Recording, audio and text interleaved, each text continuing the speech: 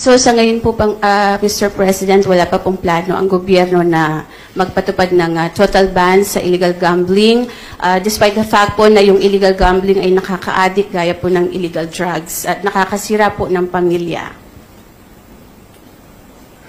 That's the thing. What is the problem? Is the problem online gambling?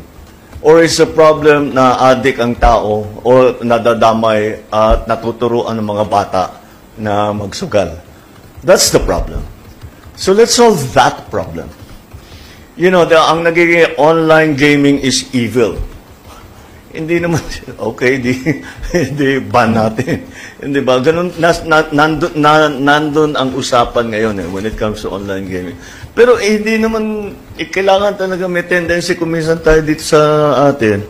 Pagka may problem, ban. It's not necessarily the solution. Maybe it is. Baka pagkatapos ng usapan nila, sasabihin, kailangan talaga i-ban. Di i-ban. Pero pag-aralan natin na mabuti. Huwag tayong basta pabigla-bigla yung tinatawag. We have to be measured in our responses. If it comes down to a ban, then we will ban. But if there are better solutions than a ban, we will take those on.